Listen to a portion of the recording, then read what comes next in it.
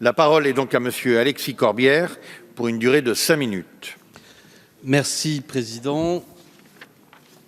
Madame la Ministre, Monsieur le Ministre, Madame la rapporteure, mes chers collègues, je vous présente là une motion de rejet d'abord pour parler de la méthode. Il y aurait donc urgence à adopter cette loi dans une configuration qui n'est pas, de mon point de vue, respectueuse déjà du Parlement. Nous ne pouvons pas tous être là, alors que si urgence il y a dans la période, elle est ailleurs. Urgence sociale notamment. Nous sommes tous des élus, évidemment, élus par le peuple, mais permettez que je mentionne qu'étant élu d'un département à la Seine-Saint-Denis où l'urgence sociale est plus que palpable, et toutes les associations qui interviennent, notamment dans les aides sociales, qui font un travail magnifique, Restos du Cœur, Secours Populaire et j'en oublie, nombre de collectifs citoyens témoigneront d'une urgence sur laquelle votre gouvernement est très en retard. Il y a actuellement une situation sociale terrible qui mériterait que nous agissions sans délai là-dessus, mais ce n'est pas là-dessus que vous considérez qu'il faut agir rapidement, c'est sur l'adoption de cette loi.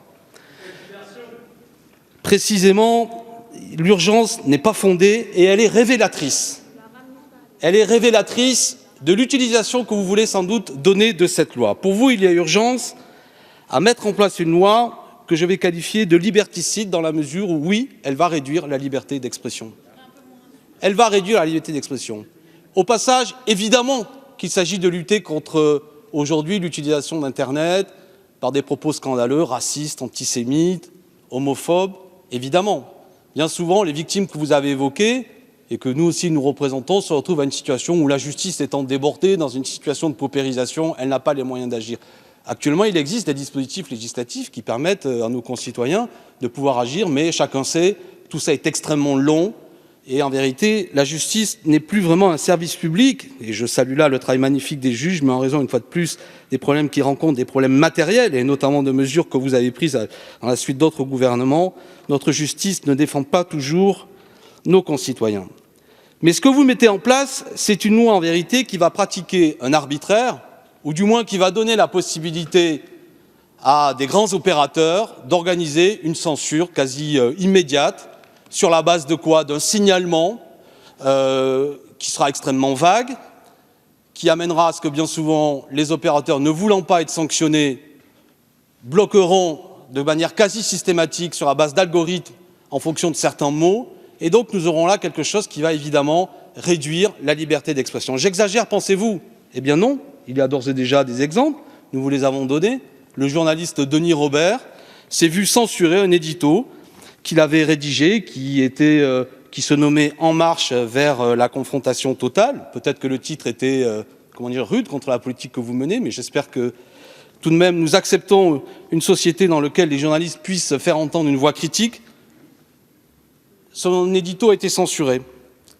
Nous vous avions déjà signalé, en octobre 2019, c'était Facebook qui avait censuré les pages des syndicats Sudrail et CGT, sans aucune explication. Dernièrement, en février 2020, le site Extinction Rébellion, lui aussi, s'est vu fermer sa plateforme. Et on pourrait continuer la liste. J'entends dans mon dos des critiques. Oui, c'était sans doute des sites qui étaient fort critiques vis-à-vis de la politique que vous menez. Mais j'espère que vous acceptez que dans ce pays, on puisse encore faire entendre une voix qui n'est pas une voix de satisfaction des politiques que vous menez. Et le simple fait que vous éleviez la voix quand je parle en dit long sur votre incapacité à entendre une critique. Oui, en dit long. Vous ne supportez plus, et c'est ça qui est très révélateur. Mes chers collègues, vous allez tous vous exprimer les uns après les autres, et on peut imaginer que vous n'aurez pas envie d'entendre des bruits lors de votre propos. Donc, Monsieur Corbière, vous prenez la parole, et on écoute Monsieur Corbière. Merci, Président, mais c'est très révélateur d'un climat. C'est très révélateur d'un climat, je l'assure. Notamment, oui, tout à fait, tout à fait. Non, continuez. Allez, Monsieur Corbière, seul à la parole. Il n'y a pas de problème. Vous apportez de l'eau à mon moulin et je vous en remercie. Le 28 mars, le Premier ministre Édouard Philippe avait dit ici, je le cite, « Je ne laisserai personne dire qu'il y a eu du retard sur la prise de décision du confinement. » Il fallait prendre ces propos au pied de la lettre. Vous ne voulez plus, effectivement, qu'on vous critique. C'est ça la situation. Parce que la définition d'un contenu haineux, à partir de là, devient extrêmement large. Qu'est-ce qu'un contenu haineux? Quelque chose qui vous critique? Quelque chose un texte qui a un verbe un peu dur vis-à-vis de la politique que vous menez, mais par définition, quand on est attaché aux libertés, la liberté, c'est la liberté d'expression de ses adversaires. Et vous mettez là en place, au nom de bonnes intentions, une loi qui, en vérité, à un éventail extrêmement large de possibilités d'intervention, car à partir de là, tout peut devenir demain un contenu haineux. Je ne voulais pas l'évoquer, mais comme un ministre est venu à votre secours, et même vous, Madame la rapporteure, qui avez voté votre cas, je ne jugerai pas de ce qui vous arrive aujourd'hui, je n'ai aucun élément. Mais j'observe que la ligne de défense que vous avez utilisée, qui est peut-être juste, Madame la rapporteure, mais est une ligne de défense qui consiste à dire il faut contextualiser les propos. Eh bien, c'est le fond du sujet. C'est le fond du sujet. Peut-être êtes-vous de bonne foi en disant qu'il est scandaleux de prendre tel ou tel mot et de vous en faire grief, parce qu'il faut comprendre le contexte dans lequel ça a été dit.